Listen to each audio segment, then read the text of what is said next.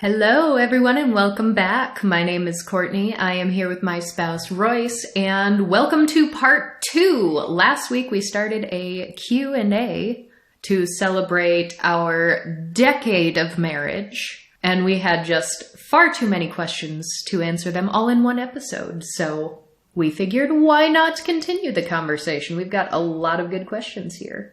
Our first question for today is, how do you feel your relationship dynamic has changed over time, especially as you've both changed as people?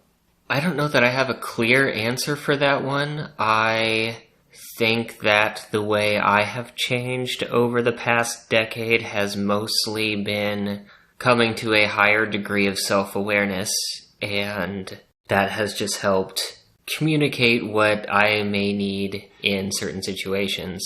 And it's not like that didn't exist before, I've just gotten better about it. And that just kind of leads to the sort of day-to-day activity planning and the sort of agreed upon division of labor in our relationship. Like, when you break up all of the chores and tasks and things that we have to do to exist, what things are better done by what person, and how can we, make sure things aren't slipping or one person isn't getting too overburdened, that sort of thing. Right, and that's kind of a continuous evolution, and I anticipate it will continue to be as different situations in our life change. That's just sort of something you have to do when you cohabitate with someone. Yeah, and some of that is sort of reactionary too, because you've stated before, like, oh my God, why do I have anxiety now? When did that happen? Yeah, that's rude. Of all the mental health issues I have had in my life, I have never considered myself to be an anxious person. I had horrible, horrible depression. There was a vast swath of my life where I had suicidal ideation. I've talked about OCD. Since we've been married, we've come to understand different types of neurodivergence. I am finding more and more evidence to suggest that I have the good old trifecta also of autism and ADHD. And those at least made sense. That made sense in the narrative that already was my life. So I'm like, yeah, now that I've learned more about these things, I see how it fits in and how it's been present this whole time. Anxiety, totally new ballpark. And I kind of blame the pandemic. I wasn't anxious before the pandemic, but now, phone calls are hard now. And I've known so many anxious people in my life who have had, phone anxiety, and I've always been like, wow, of all the issues I have, at least this is the one I don't have. Nope. I still don't have the kind of just, generalized social anxiety that you have long dealt with, though. So it is a different type of anxiety, but it is still new for me. But you have noticed getting social burnout that you didn't used to have. Yeah, that's also rude. I'd be curious, because I have known and loved so many introverted people and so many anxious people. And obviously the pandemic was a whole, once in a lifetime thing, hopefully, that shaped a lot of people's perceptions of themselves. But I wonder if some amount of the energy and social burnout, can some of that just come with age? Is there a big demographic of people that just have that progress as they get older? Because I haven't been able to relate to, oh, I'm older now and my back just hurts for no reason, because I've always had those physical body issues ever since I was a young kid, so... It could be. It also could be something that potentially isn't permanent. It's just a factor of, you got used to being isolated. And if you were going to go back to being a lot more social, it might need to be something that you ease into and then sustain before you get used to it again. Yeah, I think just the nature of socializing changed so much for so long that I have always flourished in face-to-face situations, whether it's one-on-one or in a big group, or in a party or public kind of a situation, but I've always kind of needed that. So now that there have been so many phone calls, Discord calls, before the pandemic, anytime I'd have like a long distance call with someone, we'd actually like use Zoom and see faces still even on the screen. But I think so many people got so sick of Zoom for a while that people just started turning off their cameras. And now it's like, I'm having a conversation with you and I can't see your face. And I haven't seen another face that isn't Royce's in years. So that's been interesting, but I don't know if that's changed much about our relationship dynamic. Most of the major changes I'm thinking of are just individual ones of self-discovery that I don't think have really influenced our dynamic much, unless we talk about the actual like life changes that we have gone through together as a unit, like home ownership, buying our house. Now we're homeowners. Now that is a different type of responsibility than renting. And prior to that, you lived in an apartment, so even just having your own house. You hadn't lived with a romantic partner before, had you? No, I hadn't. I had roommates, but like I had been in shared living situations, but that was it. Yeah, so I mean, obviously making the decision and having the capability, which I'm very grateful for, to be able to buy a home is one thing, but other sort of major life changes, I mean, starting my business was a big change, but that's something that you had helped me out a lot with, supportively. There have been some more broader family changes. I mean, the death of my grandmother was a very, very big thing. We've dealt with other family members who have had, illnesses, other deaths. So just being able to support each other through things of that nature when they arise. But a lot of that I think we have taken as it's come and handled really well. And if anything, just sort of strengthened and solidified that we can kind of deal with any situation together. I mean, I've said before that there's no way we could ever split up because you met and got to know my grandmother and my cat before both of them died. And no one else is going to be able to meet or interact with those like very important facets of my life that I don't have access to anymore. And I don't know, I suppose I've always sort of conceptualized my sense of self as not really changing, not being stagnant. Like I do still grow and I do still learn and evolve, but I've never really been able to relate to people who are like, oh, I look at myself and I look at my 20s and I was a completely different person back then. There's no single point in my life I can point to and say that was a completely different person. That was just me doing the best I could in the situation I was in. Yeah, I've never really understood that either, but I guess I also haven't dug into it, and I don't know if you got that person to talk, if they were more like, oh, I lived a completely different lifestyle. It just seems weird to have a personality shift of that magnitude, I guess, to me. I don't understand that. I mean, I think some people do, or at least that's how they conceptualize their own sense of self, but I certainly have a much more long-term stable living situation than I ever have. At one point when we like unpacked the final box of miscellaneous things, which embarrassingly I think was right at the beginning of the pandemic. I mean, we bought this house, like 9 years ago about?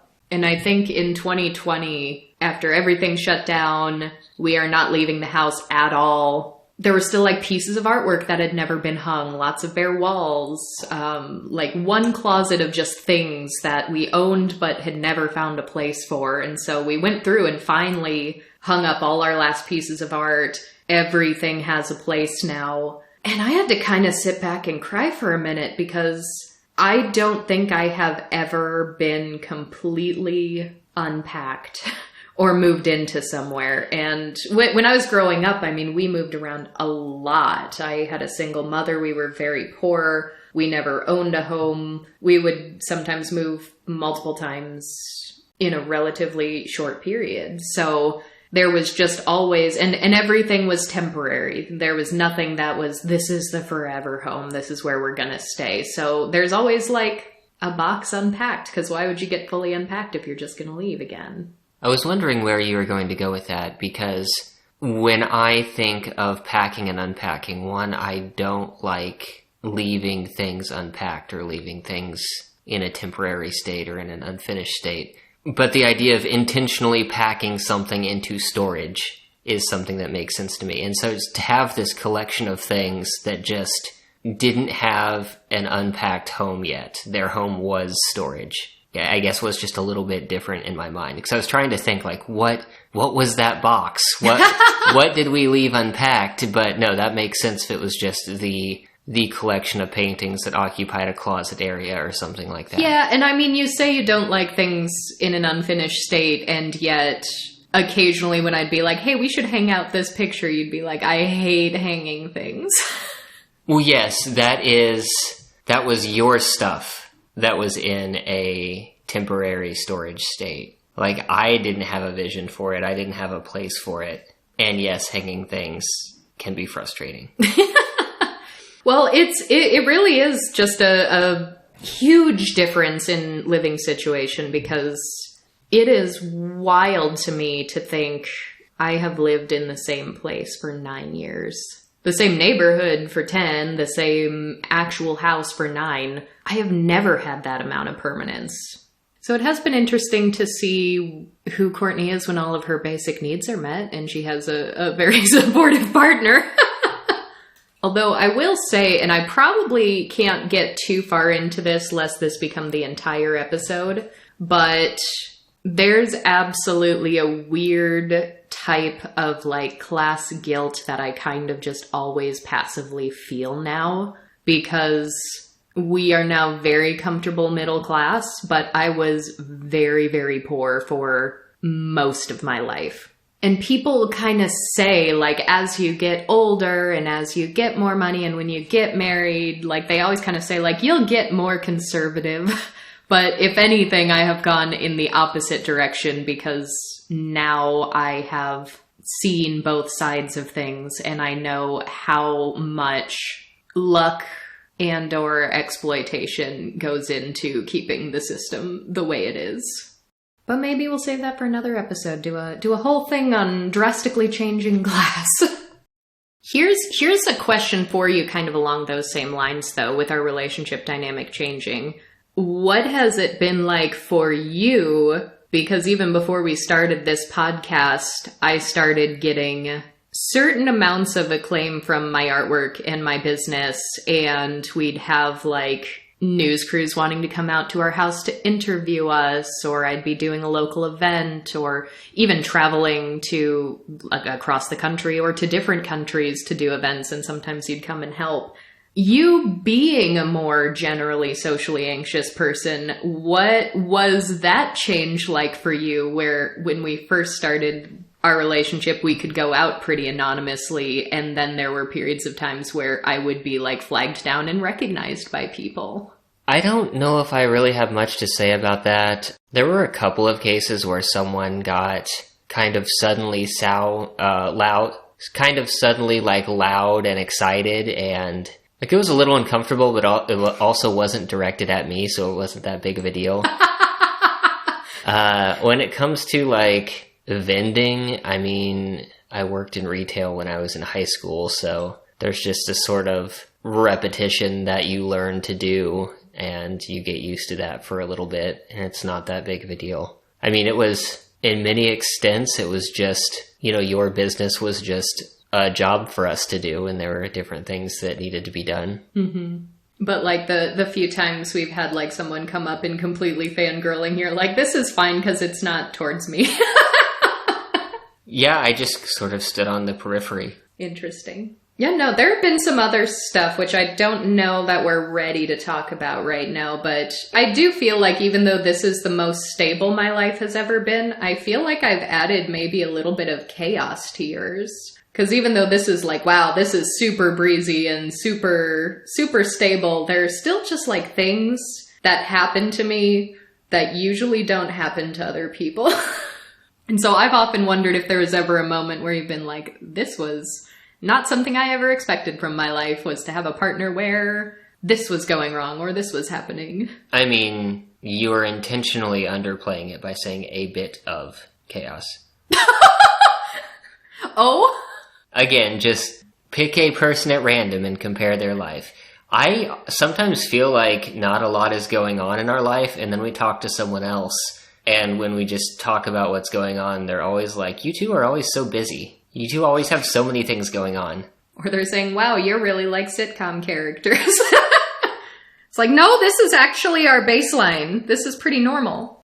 Well, along those lines, we also have a question of, is there anything that being with your spouse had made you change your mind about? Like a belief you once held that being with each other has given you a different perspective on, or even something you explicitly talked about? Not that I can think of off the top of my head. I think that there have been many ways where we've just learned about ourselves and each other and just have progressed in that regard, but I don't think that I've had a belief that just drastically changed. I wouldn't say drastically changed, because there certainly hasn't been a situation where, like, we both had a different perspective on something, and then after hearing you out, I'm like, yeah, you're right.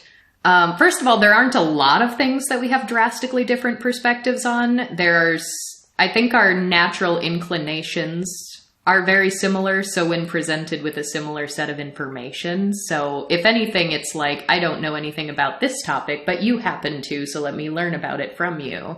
But I think there have been some conversations that we've had that in the moment, I have thought that the way you were articulating it didn't quite seem right to me, but you also have sort of I don't know if it's confidence or bluntness, but when you believe in something and you have an understanding of it, you will just say it without needing to caveat it, like I have sort of, or society has sort of trained me to do. And there are some situations where you will say something with your whole chest that I would never say that bluntly. And sometimes I have to take a step back and be like, but do I believe it that confidently? And this is really silly now, because one of our very, very earliest conversations, you so directly and nonchalantly just like said that you were an atheist. And even though I was also an atheist, I was like, I have actually not had so many conversations with people that are so confident and forthcoming about this. So I was like, wow.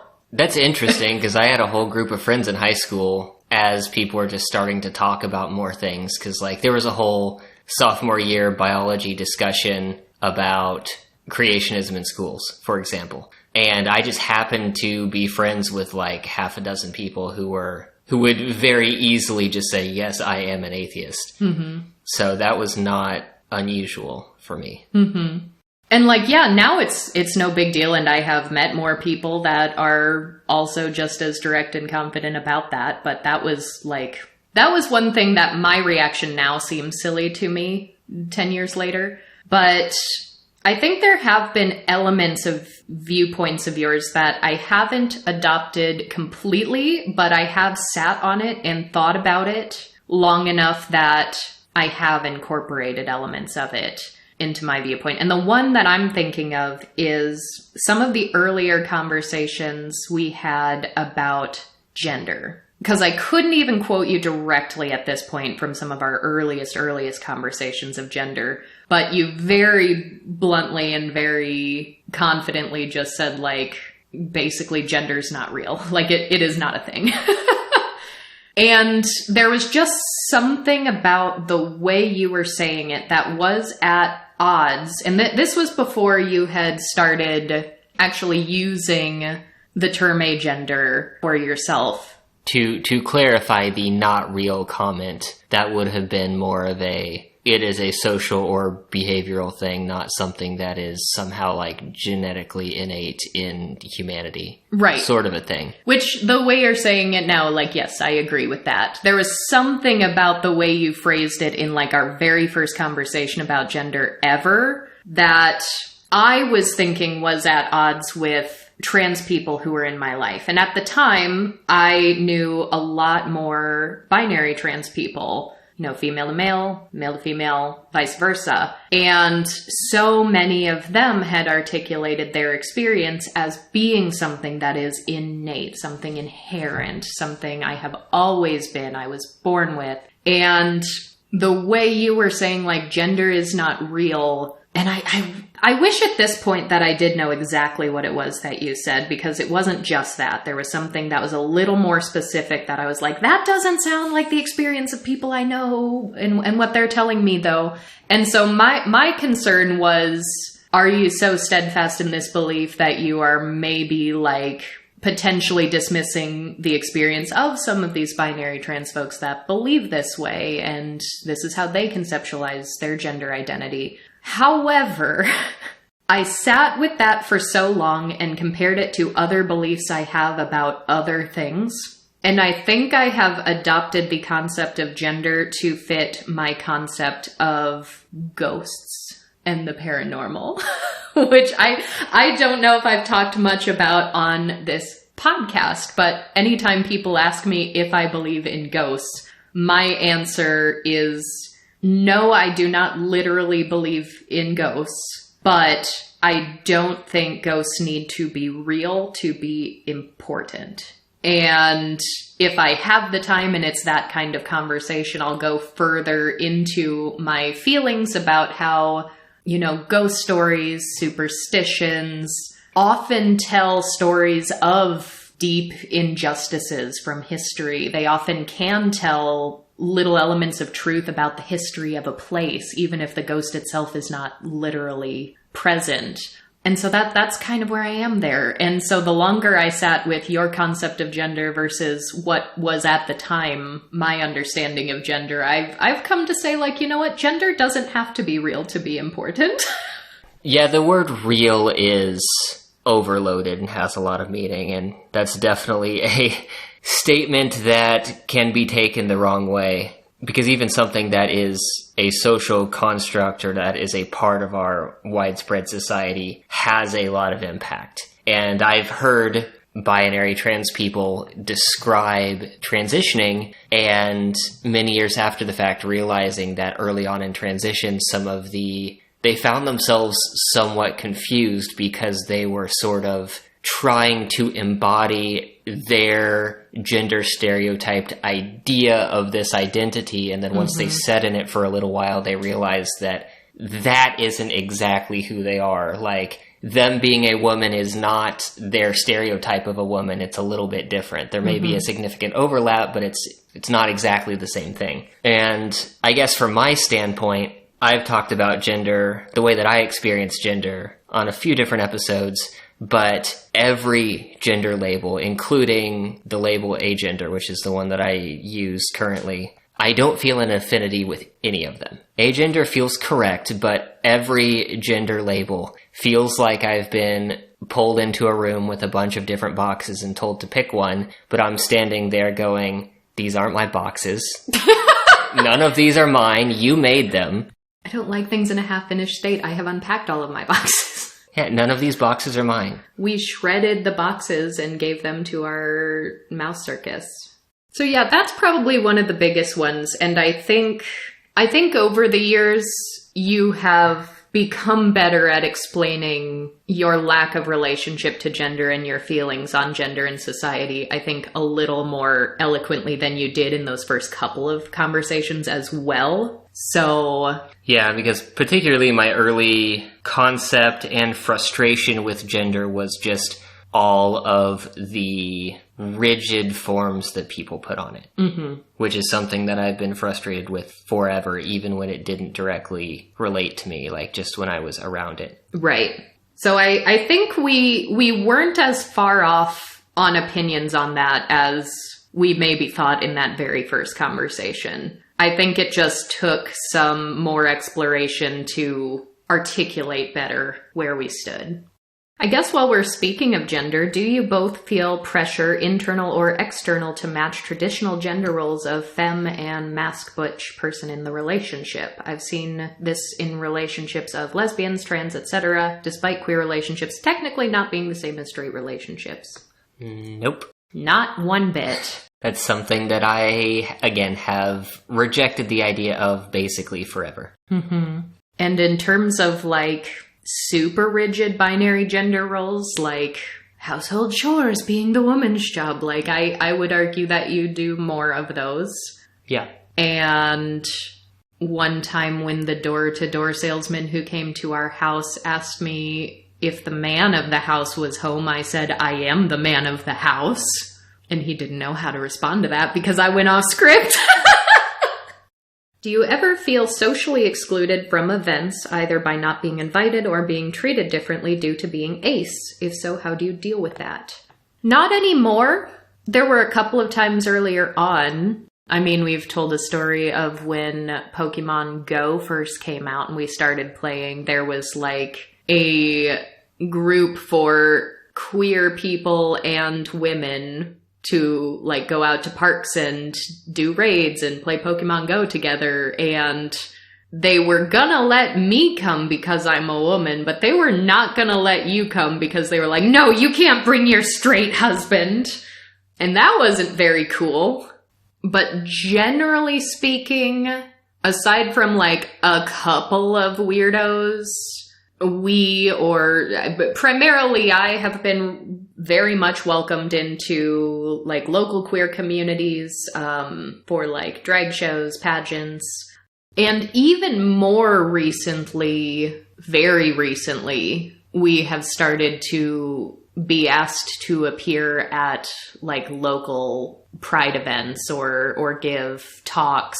And so that's cool, and I don't feel excluded at all, but I also kind of feel like we had to get like an internationally listened to podcast before people at home were like, hey, we should ask these folks to talk. So I guess in terms of how to deal with it, just be relentless. Either don't go away or find somewhere better to be or make somewhere better to be. Ooh, this is a really good one. How would you say people's reactions to you being vegans compares to their reactions to you being ace? I've heard that people report similarly negative views on both groups in surveys. That is super interesting because, yeah, I actually do see a lot of parallels, but most of the examples I have to pull from were probably before we got married when I was just vegetarian before cutting out eggs and dairy. I don't know if anyone's ever said or done anything weird to you on that front, but I also don't know if you've yet been in a situation where that would be a possibility. Yeah, well, first of all, I don't follow dietary things as strictly as you do. I am basically vegan and basically ate vegetarian before since we started living together, and I continue to intentionally avoid, making purchases that involve animal products.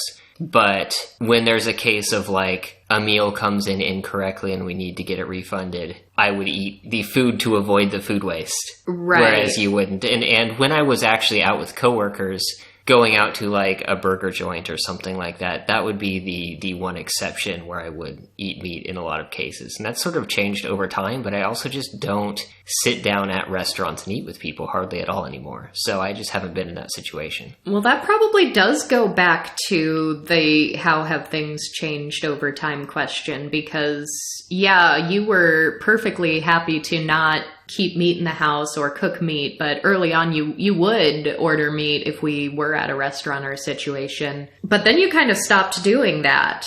For the most part, I found, we basically started only eating from places that had a decent menu for vegetarian or vegan meals, and I found some things that I liked. Yeah, because even recently, if we'd ever like order delivery or something, like I don't remember the last time you have ordered anything with meat or dairy, and so at some point you made a more conscious decision. Yeah, when the restaurant allows, there are often things that are the same price, if not a little cheaper, that I like just as much, so might as well. But yeah, to go back to the question, the cult of meat consumption has really strong parallels to compulsory sexuality.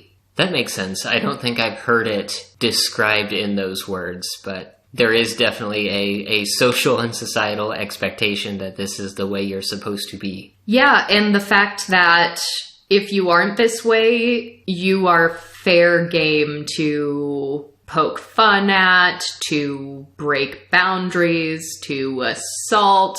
Like, think even about situations where sometimes there is a generally queer favorable niche, but still very allocentric, very intolerant of ace identity. We see that sometimes there, but especially in like cis-het allo corners, like aces are kind of the punching bag, right? Like I have seen people defend trans rights and then turn around and be like, yeah, but aces we can make fun of. Aces don't deserve rights. And same thing with like vegetarians or vegans. Like even if you are a very unassuming, like people kind of like to say like, oh, well, vegetarians or vegans, like they just proselytize and they're shoving their lifestyle down everyone's throats. And there's sort of like the trope of the militant vegan. But people will kind of assume that about you, even if you're just stating a fact. Like, you could be very unassuming and go to like a cookout, go to like a barbecue. And even if there are no decent vegetarian options, like you could be sitting here eating like the hot dog bun with ketchup because that's your only thing you have to eat. And then someone will be like, why aren't you having a burger or a hot dog? Why aren't you eating a brat? And you could be like, oh, it's, it's because I'm a vegetarian. And then they'll be like, stop shoving your lifestyle down everyone's throats.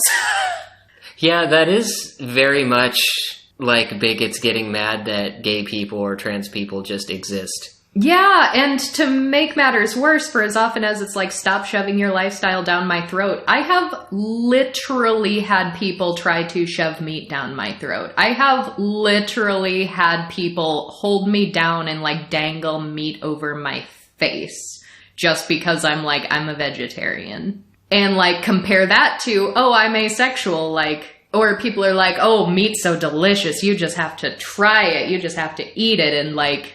As if I've never had meat before. As if I've never had meat before, but also, like, compare that to, oh, I'm asexual, like, you just haven't had the right dick yet. Or, I can fix that. Corrective rape is absolutely a thing that happens and exists. And in my experience, that's really similar to the thought process that leads someone to hold you down and dangle meat over your face, or try to like slyly sneak meat into your food. Like, people do that. People actually do that.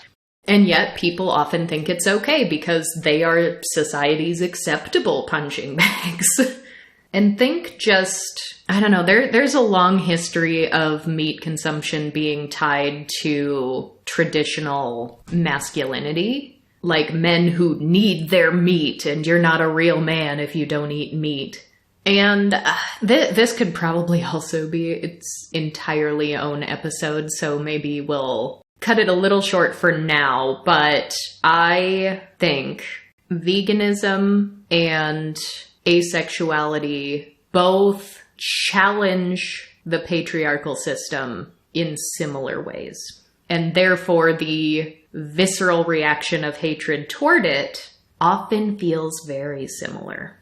But that is something that over time I am seeing at least baby steps toward progress. It has been a good number of years since someone tried to force feed me meat. So that's good. But I will say we have a couple of new friends in our life. Delightful gay couple, super cool with our asexuality, and like that's a thing we've talked about. They, know some of the ace advocacy stuff that we do and all that, and they've been very cool, very respectful about it. And not too long ago, they were like, hey, we're trying to make some flavored Jell-O shots, but we know you're vegan, so we want to try to make it with agar-agar instead of gelatin, so that you guys can try some. And that was so thoughtful that I actually cried, because it wasn't something we asked for, it wasn't something we demanded, it was something that they just had that consideration toward us. And I literally had not ever had a Jell-O shot before because of the gelatin. Because even before going full vegan, I was about as strict as you can get on not eating meat or byproducts, short of completely cutting out dairy and eggs. So I also haven't eaten gelatin in like over 20 years at this point, something like that. So I've never had a Jell-O shot. And here's someone just preemptively like, I want to make a Jell-O shot that you can also eat because I think it'll be good and I want you to try it. And it's like, oh, I'm so lucky to have you in my life. So there are very good people out there. How would you say the ace community has changed over time? Wow, where to start with that? I mean, there are simple, more surface level, like ace culture things. I've mentioned before that, like, axolotls used to be all over the place. And in recent years, I've heard people say, like, oh, are axolotls an ace thing because of that character on BoJack Horseman? It's like, no, that character on BoJack Horseman is an axolotl because it was already an ace thing. So, like, that hasn't been as present. There have been just some, like, jokes and memes that haven't really stood the test of time. We used to say, like, asexual pirates don't want your booty, and I haven't seen that in a good long while. We have added garlic bread as a symbol. That is relatively new. The one, like, ace culture thing that has completely stood the test of time is cake. But now it's cake or garlic bread is sort of the question you ask people, where it was just cake for so long. But of course there were a few people here and there that would be like, oh, well, in my real life, in non-theoretical situations, I don't actually like cake all that much. So the question used to be cake or pie. And we don't talk about pie anymore. Pie's been replaced by garlic bread. So there are little things like that. The ace community's definitely started to make progress in recent years in talking about more intersectional experiences and being more tolerant of aces with disabilities, the experiences of aces of color. There is progress being made there. There's still a long way to go, but I've seen some incremental progress. I mean, we are right now a long way away from like 3 years ago when I almost got chased off the internet for talking about being a disabled ace and experiencing some of the discriminations I have in medical care by other aces. That wasn't from outside of our community. That was our community doing that. And that's why it hurt so bad at the time. And it is unfortunate that it does take some voices in the community choosing to be relentless and not be driven away, despite harassment that does show up. But that kind of does still seem to be the state of things. I feel like we have, in many ways, started getting a more nuanced understanding of ace-spec identity and the different ways there are to be ace. But something I've always seen, and I think is still true, is that there's kind of a predominant talking point at any given point in time. And those talking points have changed a lot over the last 10 years, and they even changed prior to 10 years ago. There was definitely a period of time where I was seeing a lot of jokes and humor centered around not having sex, not liking sex. And then I also saw it swing so hard in the other direction that if you made a joke about not having or not liking sex, it would get a lot of pushback from even other aces. And I think the common talking point right now at this point in time, because it has changed a lot, and I anticipate it will continue to change as discourse evolves, but the talking point of the last couple of years, I think, is asexuality is about attraction, not action. And I think every talking point, not only in the ace community, but in the broader queer community, only serves a specific demographic within that population. And I think that's always going to be true. Even more broadly queer, like love is love was the talking point around like 2014 and the couple years preceding it, before Obergefell versus Hodges passed. And in more recent years, we started to hear more critique of love is love. I have done this myself, and I said that I was also someone who said love is love. And now in hindsight, some of those people saying love is love don't necessarily think that is true for our relationship. Because sure, love is love, but it still has to be romantic. It still has to be sexual. So there is a limitation to who love is love serves as a talking point. And I would say that the it's about attraction, not action does serve and benefit certain aces. That is very empowering for aces who do have sex, aces who like sex, aces who have had sex in the past can hear that and feel comforted in the sense of, oh, what I have done or what my sexual activity is does not actually change who I am inside. However, there is also a certain percentage of aces who do think that their lack of desire to engage in sex is a fundamental component of their asexuality. And that's such a common talking point that we hear parroted so often that if anyone tries to challenge it, I've still started seeing a good amount of pushback to it. But it doesn't even really serve all of the aces that it purports to serve, because a lot of people might say, oh, well, what about, gray aces or demis, people who might experience attraction but only in certain situations under certain conditions. I have had conversations with aces somewhere in the gray spectrum who say, I don't totally know if I experience sexual attraction. In fact, I think maybe I do at least sometimes, but I have absolutely no desire to engage in sex with another person. And that is the one thing that is definite. That is the one thing that gives me security in identifying as asexual, because I don't have a desire to engage in sexual activity. So I think even though the talking points have changed over time, I do kind of think there are always popular talking points. And there have definitely been periods of times where the online community has gotten a little overly militant of making sure everybody uses the talking point or discusses asexuality in a way that lends itself to the popular talking point. And, even though we have a long way to go, we have gained a lot of visibility as a community. We have gotten more ace characters in media. We have gotten more prominent ace people in the public eye. It might seem slow, and it is, and we're still very far behind many other queer communities, but there is progress being made. I mean, think about everything we have gotten even in just the last 10 years. There's reason for optimism.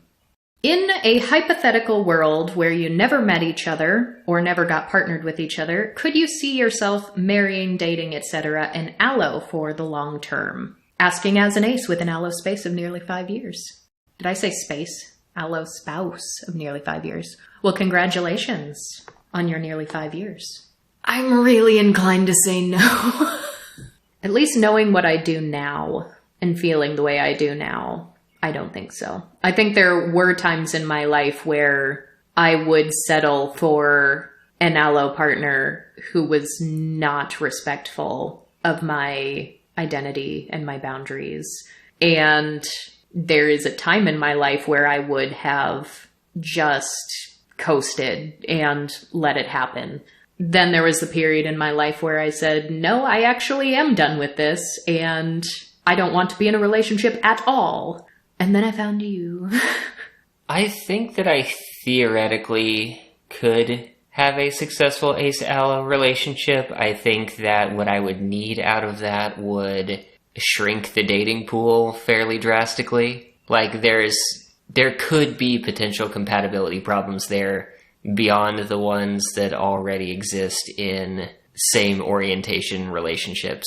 But I think that it would be possible. I think that my past short relationships that I engaged in ended because of self-awareness and communication things. Like, we weren't in it long enough with the awareness to actually try to work through issues. So it wasn't clear to me if trying would have actually concluded with something successful. Yeah, for me, it would need to be just absolutely everything aligning correctly. I am far more on the sex repulse side of things than you are, so my compatibility options are probably even narrower than yours on that front. But it would probably need to be an allo person who has a deep understanding and respect of asexuality, for one, which is not especially common. I don't like the feeling of someone being sexually attracted to me. So even if it was someone with the utmost respect, with proper communication, it would take a lot. It would take a lot. I don't think I would have ever sought anything out long-term otherwise, knowing what I do now. But also with my brain just falling into things the way it does and getting very serious about things when they do feel right. I do think there are situations where I could, fall into a QPR that ended up being long-term. But I think the relationship we have now and what I value out of it and the way it feels to me would be impossible to replicate or approximate with an allo partner. Are you guys / have you always been monogamous? I'm in an aro-ace relationship and we recently opened up to polyamory and it was more easy and liberating than I thought.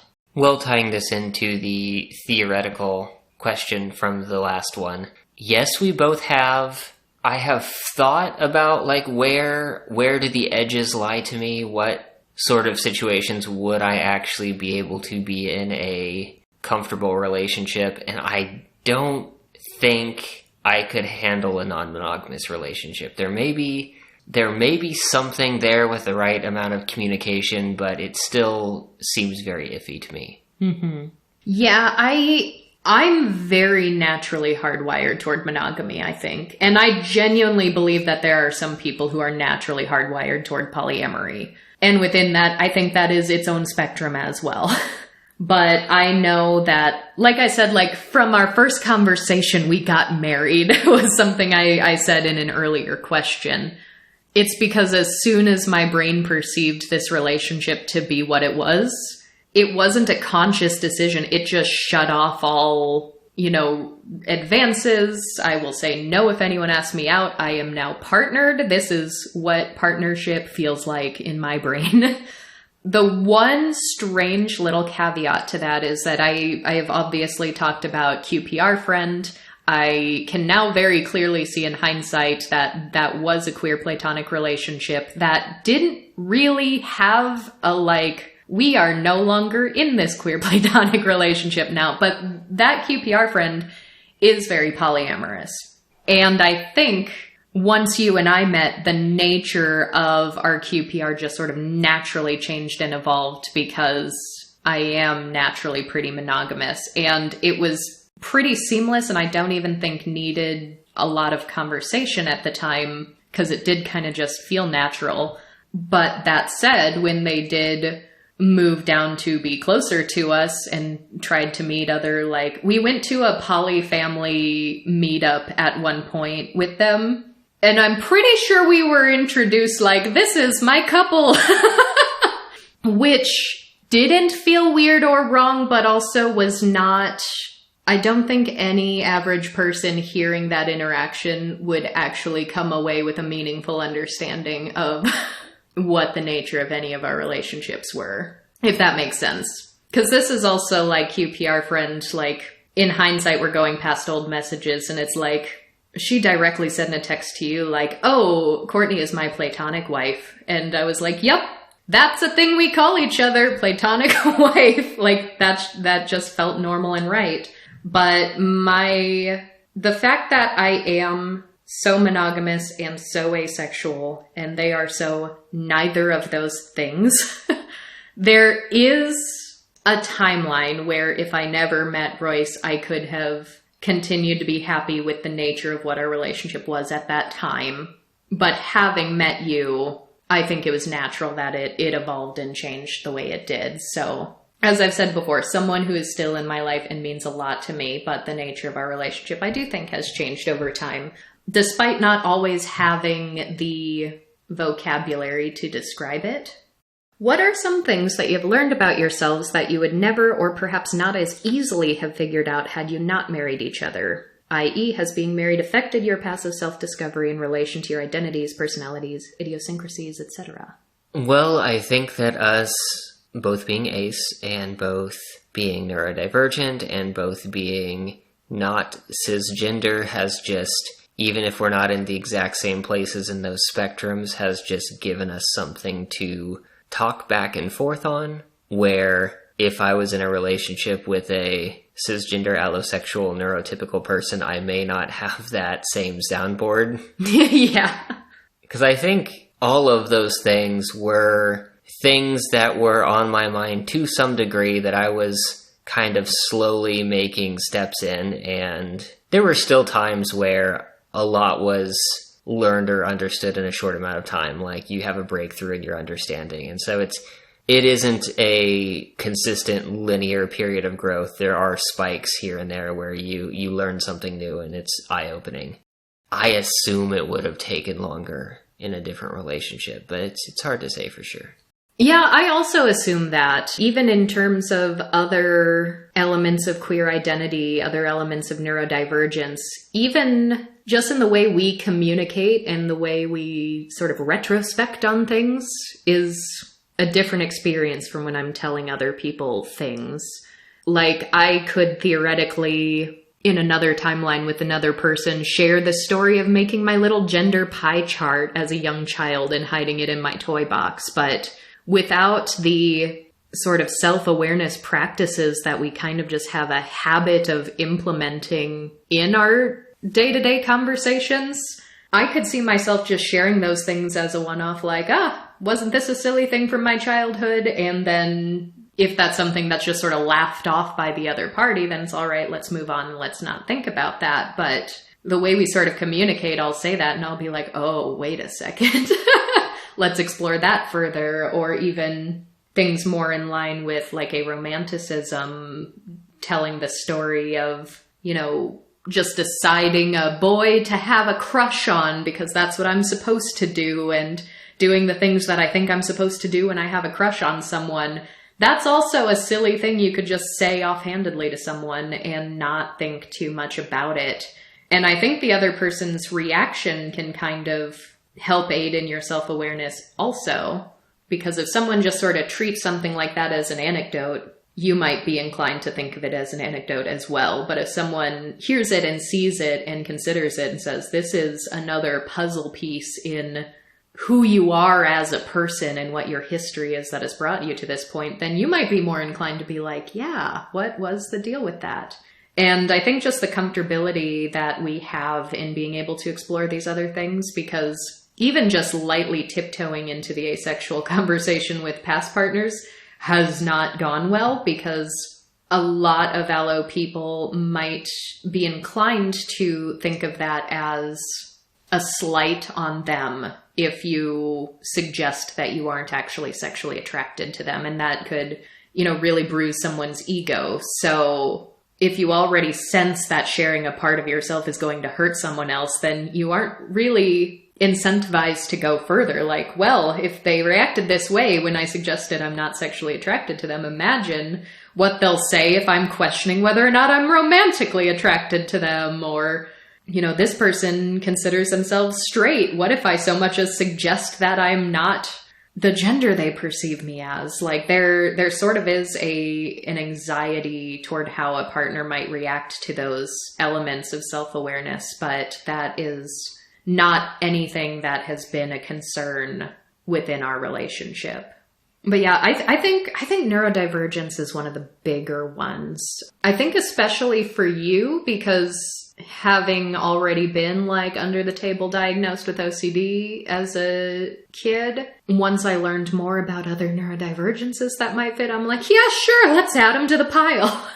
I just had a long history of things in my life where I've kind of thought in the moment, that seems to be different than what I think is going on with other people. Oh well, moving on. And I mean, there were some things that I found on my own, just reading about user research for user experience and accessibility purposes. I stumbled onto more in-depth modern diagnoses for dyslexia, and that was a several years process of first observing, hey, I think I'm reading things a little bit differently than the people around me, and then not really knowing how to classify it, and then getting a better understandings of the classifications that exist. with autism, it came with you seeing a lot more of social media and being like, here, this is familiar. Well, yeah, and that's something that also I think only I would see. Things like you walking on your toes in the house. Like when you're out with other people, you are wearing shoes and you are not walking on your toes. So just seeing you every day in our home is like, yeah, you walk on your toes a lot. My mother happened to notice that about you being over at our house. But past that, it's like, I have noticed a thing about you, and now I'm learning that is diagnosable. That is basic diagnostic criteria. But yeah, even things like disability also, I've learned that it is possible to have a partner who can respect and care for you and understand your disabilities and accommodate them, which is cool. Didn't know that before I met you. But how are you on the disability thing? Recently, you filled out a survey that had a question saying, are you disabled? And yes or no, but there was an option to put not sure. Because there's been a good period of time where you were adamant of saying like, yeah, I am definitely autistic. I am probably dyslexic, but I don't consider myself disabled. I think I checked not sure on that. So here's the thing. I can make a list. And I guess going in terms of how common it is, I mean, I'm myopic. I need corrective lenses to do most things. I'm nearsighted enough that it's a hindrance. Like I couldn't legally drive a car, which is where a lot of disability language is common in our country, is around operating a motor vehicle. Mm-hmm. And I would not be able to drive one without a visual aid, without corrective lenses. I am also colorblind, which is not something that I feel like is talked about as a disability, but it is a difference in visual perception that can affect some tasks. I'm neurodivergent. A part of that neurodivergence is social anxiety that can be pretty significant at times. It can be disruptive at times. And when you factor all that in on paper, I would say, yes, those are a variety of different things that could be considered a disability. And I think logically would be considered a disability, but I do not feel comfortable like standing up in front of a group of people and being like, hello, everyone, I am the face of a talking about disability or something like that. Because while all of those things can and do affect my life to some degree, there is a level of severity that I feel like in many cases it's still like not my place to occupy space there. Mm-hmm. Yeah, and there's something to be said about like the social model of disability, which theorizes that disability is not because of bodily differences, but because society does not accommodate them. So a lot of people will actually use eyeglasses as an example toward that. A lot of people need corrective lenses, so much so that, you know, they're still too expensive, especially if you don't have insurance. But so many people wear glasses. It is so normal to see people wear glasses. It's not treated like other mobility aids, for example. It's not treated the same way as someone walking with a cane, someone who is a wheelchair user, for example. So some people conceptualize that as this is, you know, technically a disability that via societal accommodations has kind of become not a disability anymore, at least to the people who have access to glasses or contacts. But yeah, I also think you just have a big awareness of the fact that within certain groups you do have a lot of privileges and your experiences aren't always going to be the same as others for those reasons. Because I know some agender people who consider themselves to be trans, and that is good for them, but you have never identified with that word. Yeah, and that's going back to every gender label feels like a box someone else made that isn't quite right. But if I were to say that I am trans, I feel like the vast majority of people would not understand what's going on here. Because I think the implication would be something different. I'm curious to know what sort of traditions y'all like to do as a couple. What's a tradition? What's a tradition? Is this the same problem with we don't really have dates, we don't really have traditions? I think so. I've never really liked or felt an affinity with traditions. Like, I did holidays stuff annually with my family when I was a kid, and then I didn't continue those as an adult because they didn't have any real meaning for me outside of that. So we also just don't have very many things that we just do on a calendar cycle because that's become a thing that we do. Yeah, I kind of feel like we're a little too spontaneous for traditions. Like, I think it's a lot more fun to just decide to do something new and exciting and do it than to do the same thing you've been doing. And like, there might be temporary traditions that come up, but I don't think we hold them so precious that we'll continue doing them even after it's lost its sort of importance. Like the last few years for Ace Week, we've ordered a vegan cake from our favorite bakery and had them decorated in Ace Pride colors, and we'll probably continue to do that as long as the cake is good and we want cake. Which is to say, we're probably not going to do that every single year for the rest of our lives.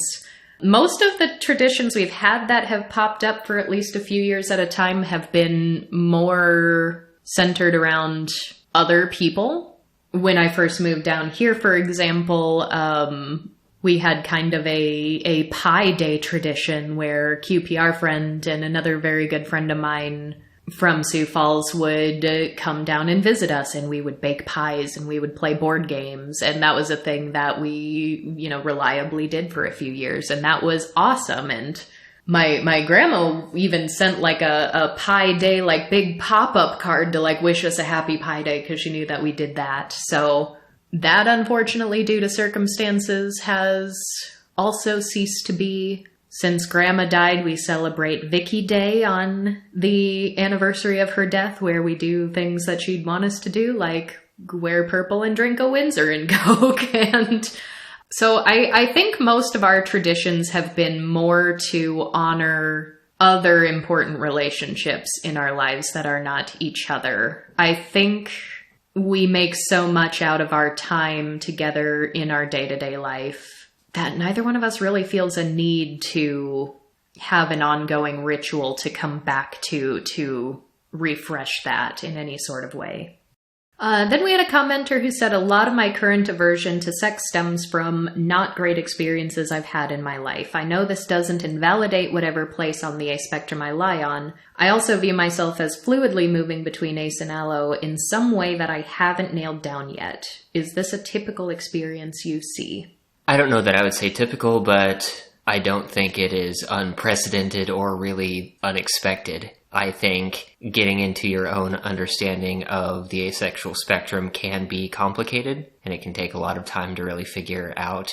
There was a period of time before I was comfortable just saying asexual that I was thinking I was more in the gray area in between. And I think for me, it took a long time to sort of break down feelings or actions or activities that I think were more habitual than natural.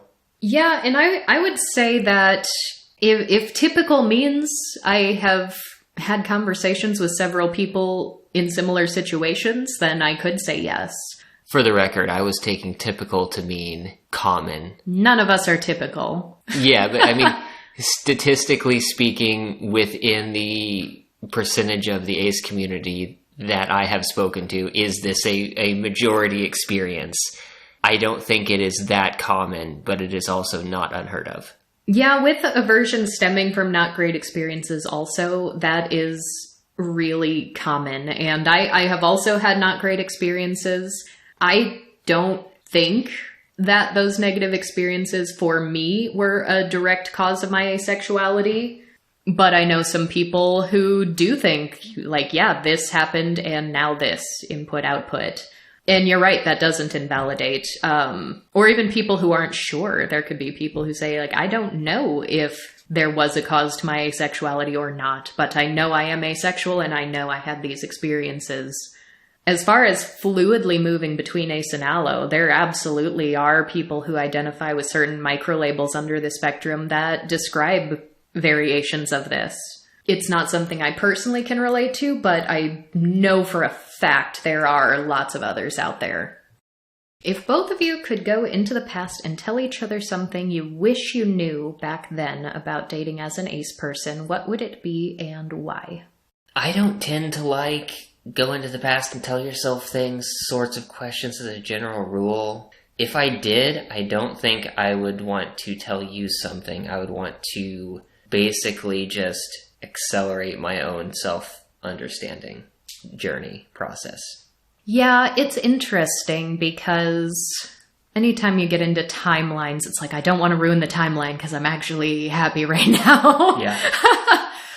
But I would say if ruining the timeline is not a concern at all, and that's definitely not going to happen, I would probably tell myself, you don't have to compromise for people who don't respect you. It is not on you to change or accommodate or bite your tongue just because society tells you you're the weird one. Also, stop dating men. What are you doing? And I guess to round this out, we have a few remaining questions that I think we can run through pretty quickly. The first one, of course, garlic bread or cake. I don't think that I care. I've got to go with the cake because to me, the cake is not about literal cake. The cake is a symbol. Cake is not even my favorite dessert, nor has it ever been my favorite dessert. But I love the history it has within the community, and I will stand by it. And as long as the frosting is not the kind of frosting I don't like, and it's not too terribly sweet, I would probably enjoy a good cake more than a good garlic bread, but I also don't dislike either. Garlic bread's just new, and I am but an elder, Ace. Set in my ways, set in the cake ways. Also, I'll link my article that I wrote for Bon Appetit on Ace Cake. And someday we'll actually sit down to record an entire episode on the history of Ace Cake. I've been saying we're going to do this for 2 years. Yeah, you had to wait a little bit because you could not talk about Ace Cake for a little while. We don't talk about Ace Cake. Anyway, remaining questions. If you were any mythological creature, what would you be and why?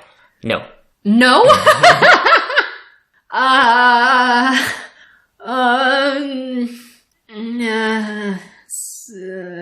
I'm also really inclined to say no, but also part of me wants to say I don't know, swamp hag, reclusive witch. A chaotic evil fae. Okay. Yes. On a scale of 1 to 10, what's your favorite color of the alphabet? We see you, you're trolling, we know it. Petunia. Do you sleep on the same side of the bed as you would at home when staying in hotels or traveling? This is one of those questions that made me pause and go, I don't know, I've never paid attention to that. The thing is, our side of the bed has changed a couple of times over the years. Yeah, is it side of the bed or is it closest to the door? What's the rule? Is there a rule? There isn't a rule, but there are phases. There are sometimes when it's if we have a screen and the screen is somehow low, you will be closer to the screen. Yeah, which we don't always have, though. So right now, I'm on the right side of the bed, and that was my first side of the bed when we first... You are on the right side of the bed, oriented by laying in the bed, looking up at the ceiling. Yes. If we walk into the room, you are on the left side of the bed. All right, thank you for clarifying that. I'm sure listeners out there needed that distinction. But that was the side of the bed I started on, and the one I'm on now. But there have been some periods of time where we have completely switched, and I have been on the opposite side of the bed for a prolonged period of time, of maybe a couple of years. So I don't know why that changes. I think sometimes we just... we hear all this relationship advice to spice up the bedroom to keep your marriage healthy, so I guess that's our version of that. Time to switch sides of the bed for the next couple of years. But I do think when we have our period of time, when we do stay in other places, we do keep the one that we're currently at home. most of the time. But, you know, sometimes just for the hell of it, we'll sleep upside down because why not? We're having trouble sleeping. Gotta try something. It doesn't happen often, but now and then. And I think that is all we have time for questions for today. So that means it's time for this week's featured marketplace vendor for Arrow and A small business owners. And today we would like to shout out Yokanii, where you can purchase keychains and stickers by a gray Arrow Ace Asian American illustrator. But let me tell you, you can even get more than that. You can get a physical copy of an original supernatural horror manga called Those Who Sleep. I will also put a link to the webcomic if you would like to read it online. But do check out this merch store. There are some really cute things. Some are just like cute little cryptidy creatures or cute little horror characters like... Do you make an appearance in Those Who Sleep? Is it actually about chronic fatigue? Wow. You said if you could be a mythological creature, you'd be some kind of hag, some evil fae. Actually, no. If I could be any mythical creature, I'd want to be one of the little guys on this thing that we ordered from this shop. Because we got this adorable little, like, acrylic standing piece of artwork that have these cute little... There's, like, a little mushroom creature. There's, like, a little turnip creature that are characters from this webcomic. And they're so cute. I want to be a little mushroom person. I want to be one of the mushroom people in that one forest in Dark Souls. You know what I'm saying? Live my best mushroom life. But yeah, I love these cute little creatures. But you can also get charms. Some are characters from the webcomic. We've got characters from The Conjuring, from Scream, Sonic and Friends, Resident Evil, Five Nights at Freddy's, Yu-Gi-Oh! There are all kinds of really cute pieces of artwork based on various fandoms. And do check out Yokanii's original works too.